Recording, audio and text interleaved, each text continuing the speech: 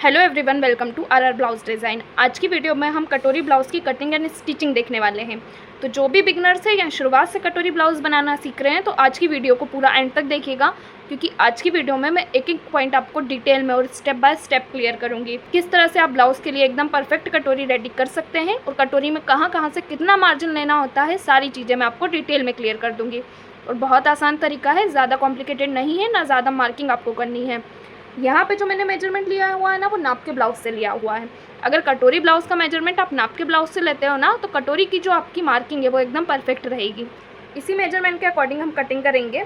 अगर आप किसी और साइज़ का भी कटोरी ब्लाउज़ बना रहे हो तो इस वीडियो को देख के आप बना सकते हो। बहुत आसान तरीका है, सभी साइज़ में काम करेगा। सबसे पहले बैक पार्ट को कट करेंगे, उसके बाद हम फ्रंट पार्ट को कट करना देखेंगे। बैक पार्ट में लेंथ का निशान लगाएंगे, तो लेंथ है मेरी 13 इंच की।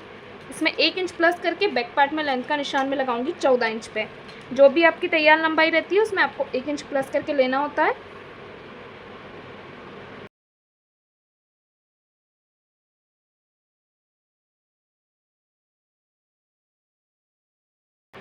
लेंथ का निशान लगाने के बाद दूसरा निशान हम लगाएंगे फुल शोल्डर का हाफ करके। यहाँ पे मेरे फुल शोल्डर है 14.5 इंच के। इसको मैं डिवाइड 2 कर लूँगी। जितना भी आपका फुल शोल्डर रहता है ना, उसको आपको डिवाइड 2 करना रहता है, तो मेरा आएगा 7.25 इंच। यहाँ से मैं शोल्डर का निशान लगाऊंगी 7.25 इंच पे। शोल्डर का निशान लगाने के बाद अब हम निकालते हैं हमारे परफेक्ट शोल्डर। तो परफेक्ट शोल्डर निकालने के लिए आपको पता होना चाहिए कि आपका नेक डीप कितना है। तो यहाँ से जो मेरा नेक डीप है वो 10 इंच का है।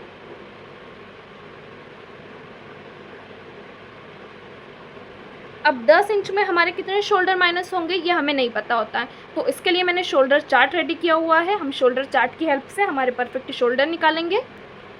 ये मेरा शोल्डर चार्ट है। इसमें आपको देख लेना है कि 10 इंच डीप गले के लिए कितना शोल्डर माइनस करना है।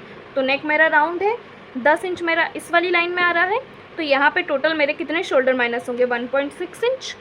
इंच टेप को रखूँगी और यहाँ से माइनस कर दूँगी 1.6 इंच जितने शोल्डर। अब यहाँ पे हम मेजर कर लेंगे कि हमारे परफेक्ट शोल्डर कितने इंच के आए हैं। तो यहाँ पे जो मेरे परफेक्ट शोल्डर आ रहे हैं वो लगभग 5.5 इंच के आ रहे हैं। अब हम निशान लगा लेंगे आर्म होल के लिए।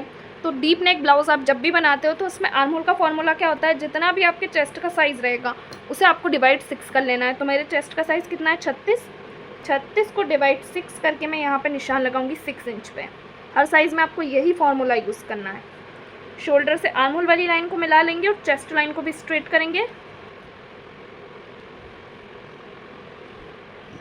अब हम निशान लगा लेंगे चेस्ट के लिए। जो भी आपके चेस्ट का साइज़ रहेगा उसे आपको डिवाइड 4 करना है।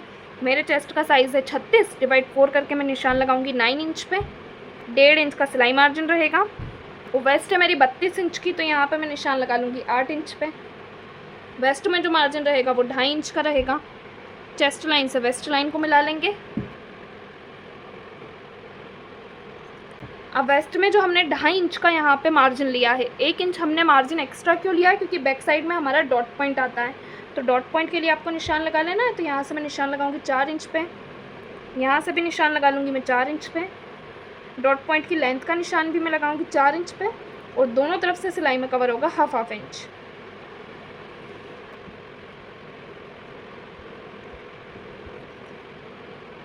डॉट पॉइंट की मार्किंग कंप्लीट हो गई। आर्म होल गोलाई के लिए निशान लगा लेंगे।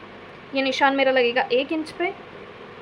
यहाँ से हाफ इंच इसको डाउन करेंगे, कफ को रखेंगे और इसका शेप देंगे। नेक के लिए निशान लगा लेंगे। तो यहाँ से नेक के लिए मैं निशान लगाऊंगी 2.25 इंच पे, 2.25 इंच। यहाँ से 2.5 इंच बॉक्स बनाएंगे और नेक का शेप देंगे।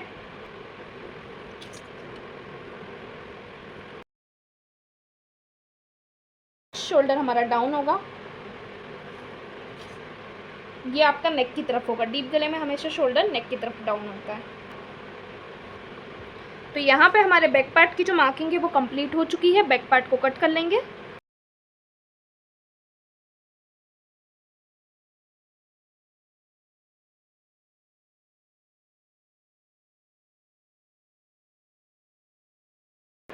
तो देखिए यहाँ पे मेरे बैक पार्ट की कटिंग कंप्लीट हो चुकी है। अब हम ब्लाउज़ के फ्रंट पार्ट को कट करना देखेंगे।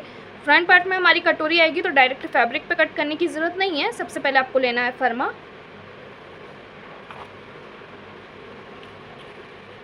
अब देखिए यहाँ पे मैंने फर्मा ले लिया है। बिल्कुल डिटेल में मैं आपको फ्रंट पार्ट समझा दूंगी, जिससे कि आपके जितने भी डाउट आ रहे होंगे ना कटोरी ब्लाउज़ के, वो एकदम क्लियर हो जाएंगे। तो जब भी हम कटोरी ब्लाउज़ बनाते हैं तो जैसी मार्किंग हमारे बैक पार्ट में हुई है ना, सेम उसी तरह की मार्किंग समझ लीजिए पूरी कॉपी कर लेनी है आपको। ये पूरी मार्किंग आपकी फ्रंट पार्ट में कॉपी हो जाएगी, या तो फिर आप बैक पार्ट को रख के यहाँ पे पूरी सेम मार्किंग भी कर सकते हैं। तो लेंथ का निशान लगा लूँगी सबसे पहले मैं 14 इंच पे।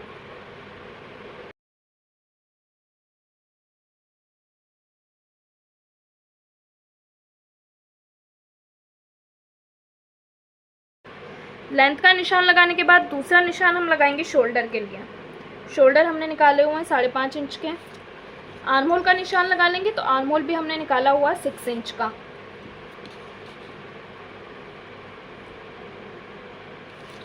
शोल्डर से आर्म होल वाली लाइन को मिलाएंगे और चेस्ट लाइन को भी स्ट्रेट कर लेंगे।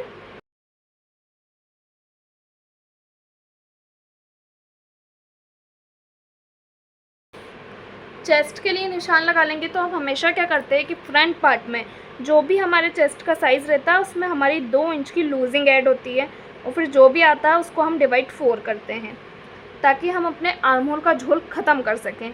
लेकिन अभी हम कटोरी ब्लाउज़ बना रहे हैं। कटोरी ब्लाउज़ में अगर मैं आर्म होल की साइड वाला डॉट पॉइंट लेती हूँ तो फिर बहुत सारी मार्किंग है जो आपको ऐड करनी पड़ेगी।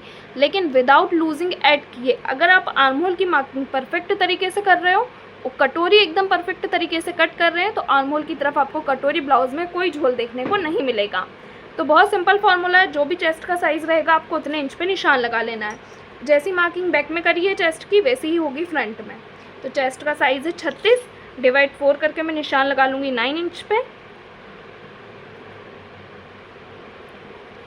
1.5 इंच का सिलाई मार्जिन रहेगा। वेस्ट के लिए निशान लगा लूँगी, वेस्ट है मेरी 8 इंच की, 1.5 इंच का सिलाई मार्जिन रहेगा। चेस्ट लाइन से वेस्ट लाइन को मिलाएंगे। सिंपल यही सारी मार्किंग हमने बैक पार्ट में भी की है, बस चेंज कहाँ आता है हमारा आर्म होल की गोलाई में। ये गोलाई का निशान लगेगा 0.75 इंच पे। शोल्डर से आर्म होल वाली लाइन का एक सेंटर निकालना है, सेंटर से अंदर आना है 0.25 इंच। 0.25 इंच अंदर की तरफ आते हुए आर्म होल की गोलाई देंगे। गोलाई देने से पहले यहाँ से 1/2 इंच जितना आर्म होल डाउन करेंगे, कर्व को रखेंगे, इसका शेप देंगे।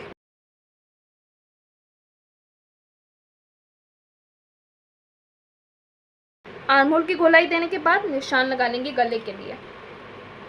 गले के लिए निशान में लगाऊंगी 2.25 इंच पे।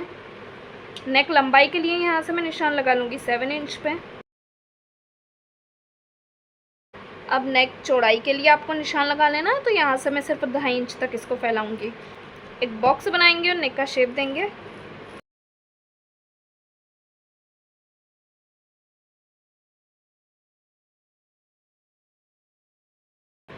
नेक का शेप देने के बाद अब हम निशान लगा लेंगे हमारे बेल्ट के लिए। तो आपको देख लेना है बेल्ट आपको कितने इंच पे रेडी चाहिए। यहाँ पे मैंने नाप के ब्लाउज से नापा हुआ है। जो मेरा रेडी बेल्ट है वो 2.5 इंच पे रेडी है, तो यहाँ से मैं निशान लगा लूँगी 2.5 इंच पे।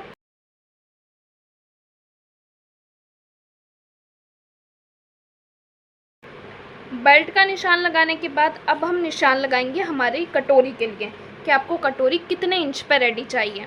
तो यहाँ पे मैंने भी कटोरी नापी हुई है अपने नाप के ब्लाउज से, कितने इंच पे रेडी हो रही है मेरी 6 इंच पे। तो यहाँ से कटोरी का निशान मैं लगा लूँगी 6 इंच पे। इस लाइन को स्ट्रेट करेंगे। स्ट्रेट करने के बाद जो आपका आर्म होल वाला साइड है ना, उससे आपको अंदर आना है 2.25 इंच। अगर चेस्ट का साइज़ बड़ा है ना तो ये निशान आप 2.5 इंच तक लगा सकते हैं। मैंने यहाँ पे 2.25 इंच पे लगाया है। अब इसको इस तरह क्रॉस में मिलाएंगे। क्रॉस में मिलाने के बाद ही इस तरह से कटोरी का शेप देना है।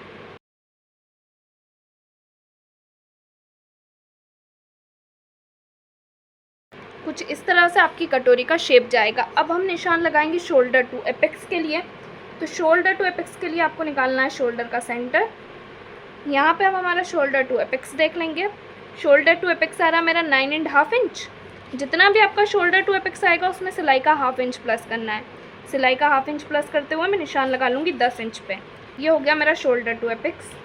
अब एपेक्स टू एपेक्स निकालने के लिए आपको क्या करना है, जितने भी इंच पे आपने कटोरी रेडी करी है ना उसका एक सेंटर निकालना है। तो कटोरी रेडी हुई है मेरी 6 इंच पे, इसका सेंटर आएगा 3 इंच पे। और ये हो जाएगा हमारा एपेक्स टू एपेक्स। अब जो शोल्डर है उसे माइनस करेंगे 0.25 इंच नेक की तरफ। शोल्डर डाउन करने के बाद अब बेल्ट की कटिंग देख लेंगे। तो बेल्ट में आपको 1 इंच ऊपर आना है। यहाँ से मैं निशान लगा लूँगी 2 इंच पे और इसको क्रॉस में मिलाएंगे। अब देखिए कटोरी ब्लाउज़ की यहाँ पे मार्किंग जो है कंप्लीट हो चुकी है, सिर्फ मार्जिन ऐड करना बाकी है, तो वो हम मेन फैब्रिक पे ऐड करना देखेंगे। पहले इसको कट कर लेंगे।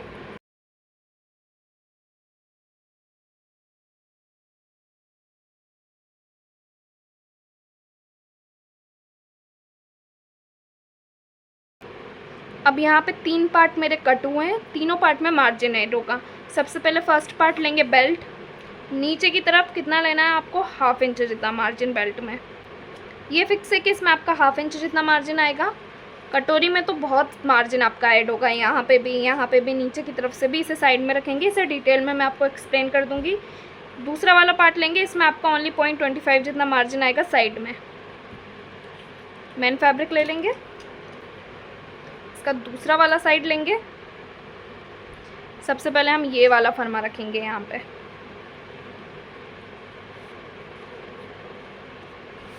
इसकी मार्किंग कर लूँगी मैं।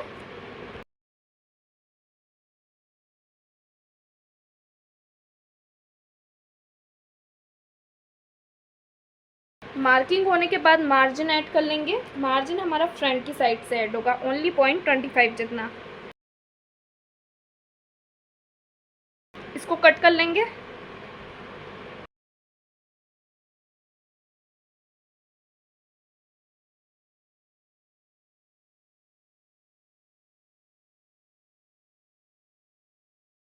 कट करने के बाद बेल्ट देख लेंगे। बेल्ट यहाँ पे लेंगे।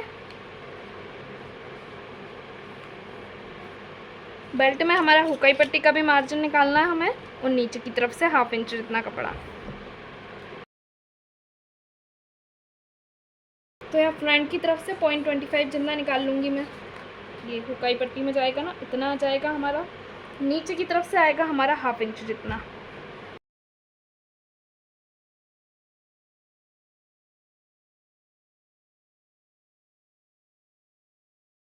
अब यहाँ पे हमारा जितना भी फैब्रिक बचा है ना, उससे हम कटोरी निकाल लेंगे। तो यहाँ पे मैं कटोरी को लूँगी और जमा लूँगी। आप चाहें ना तो हल्का सा ओरिप शेप में कटोरी को जमा सकते हैं, कोई दिक्कत नहीं है। सबसे पहले कटोरी की मार्किंग करेंगे। तो ध्यान रहे कि जो हम बेल्ट में 1 इंच ऊपर आए थे, अब उसे हम बिल्कुल स्ट्रेट कर लेंगे इस तरह से।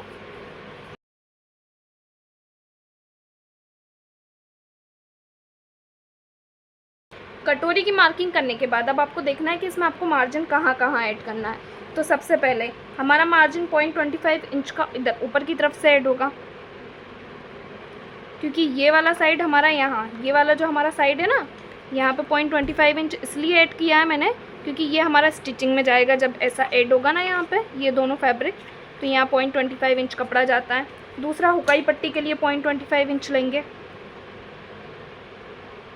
ऊपर की तरफ से 0.25 इंच, आगे की तरफ से 0.25 इंच, लेकिन नीचे की तरफ से 0.25 इंच ऐड नहीं होगा। यहाँ से 1 इंच आएगा, यहाँ से भी 1 इंच। ये 1-1 इंच मैंने क्यों लिया है, क्योंकि यहाँ पे हमारा डॉट पॉइंट आता है ना, इसलिए। इसे क्रॉस में मिला लेंगे, इसको भी मिला लेंगे।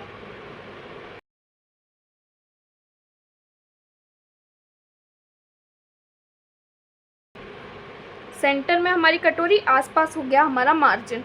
अब हम इस डॉट पॉइंट का एक सेंटर निकालेंगे, जो हमारा एपेक्स टू एपेक्स रहेगा। 6 इंच की कटोरी का सेंटर आएगा 3 इंच।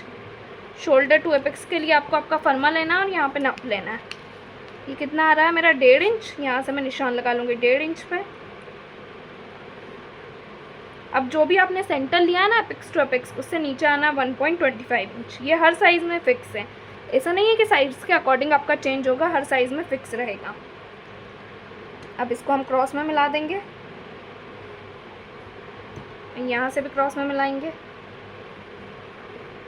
अब कटोरी की आपको गोलाई देनी है। गोलाई क्यों देनी है, क्योंकि बेल्ट में हम 1 इंच ऊपर आए थे ना, तो यहाँ से हम 1 इंच ऊपर आ जाएंगे बेल्ट के लिए, और यहाँ की साइड से भी आपको 1 इंच ऊपर आना है।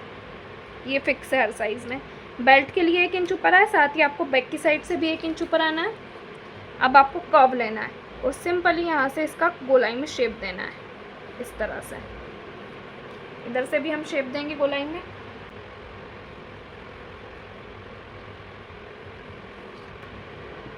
ज़्यादा कंफ्यूज आपको नहीं होना है। गोलाई में शेप देने के लिए फ्रंट से 1 इंच ऊपर है, बैक से 1 इंच ऊपर है, कर्व को रखते हुए इसकी गोलाई दे दी।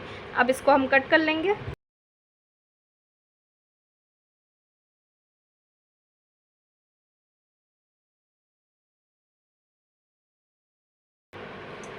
कटोरी हमारी कट के रेडी हो गई। अब जो आपका एपेक्स पॉइंट आया ना सेंटर, उसको आपको फोल्ड करना है और ये बिल्कुल आपका सेंटर में ही आना चाहिए।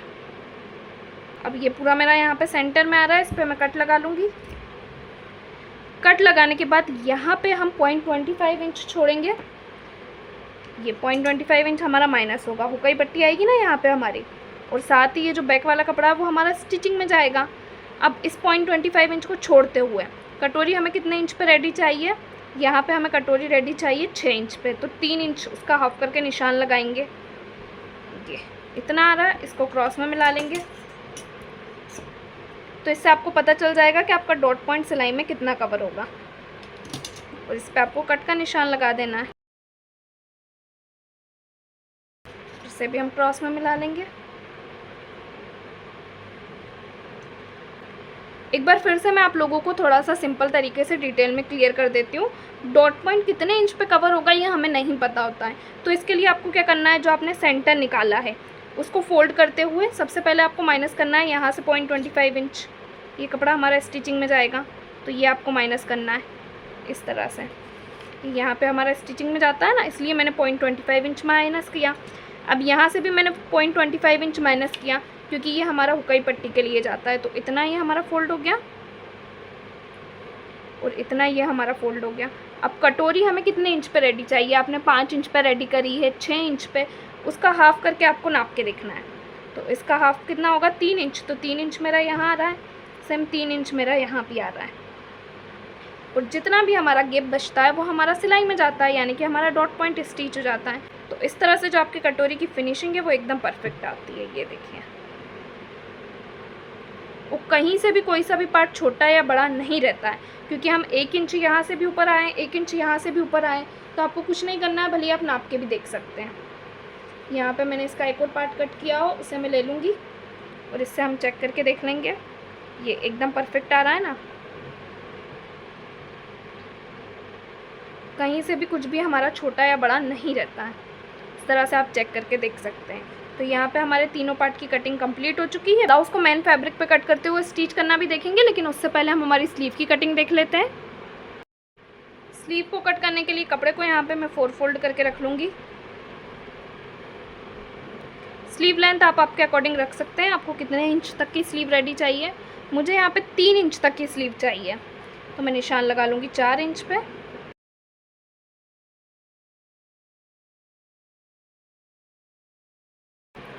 दूसरा निशान हम लगाएंगे आर्म होल वाली लाइन का, तो ये निशान मेरा लगेगा 2.5 इंच पे। बैक पार्ट लेंगे और बैक पार्ट से ही आपको हमेशा आर्म होल को चेक करके देखना होता है। तो यहाँ पे मैं आर्म होल को चेक कर लूँगी, उससे पहले 1/2 इंच जितना आर्म होल हम माइनस करेंगे, क्योंकि इतना शोल्डर हमारा स्टिचिंग में जाता है। इसको माइनस करते हुए यहाँ पे मैं इसको चेक करके देखूँगी मेरा कितना आ रहा है, 8 इंच। जितनी भी आपकी गोलाई आती है ना, उसमें से आपको 1/2 इंच माइनस करके निशान लगाना है। तो 8 में से माइनस किया मैंने 1/2 इंच, कितना आया मेरा 7.5 इंच। 1.5 इंच का हमारा सिलाई मार्जिन रहेगा, इसे क्रॉस में मिला लेंगे। अब इस लाइन के हम निकालेंगे टोटल 2 सेंटर। नीचे से आपको 1 इंच पे निशान लगाना है। फर्स्ट सेंटर से आपको 0.25 इंच ऊपर आना है, सेकंड सेंटर से 0.25 इंच अंदर की तरफ जाना है। कर्व को रखना है और इसकी गोलाई देनी है। और जो आपकी मार्जिन वाली लाइन रहेगी ना, उससे 1 लाइन जितना अंदर की तरफ जाना है। फ्रंट गोलाई के लिए निशान लगा लेंगे। तो ये है मेरी 11 इंच की, हाफ करके मैं निशान लगाऊंगी 5.5 इंच पे। 1.5 इंच का सिलाई मार्जिन रहेगा। दोनों पॉइंट को मिला लेंगे, स्लीव को कट कर लेंगे।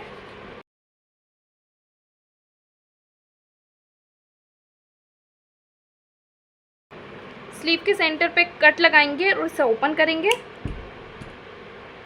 अब जो हमने कट लगाया ना उससे 1/2 इंच ऊपर आएंगे, जो फर्स्ट सेंटर निकाला था उससे 0.25 इंच अंदर की तरफ जाएंगे और इस तरह स्लीव के फ्रंट पार्ट की गोलाई देनी है।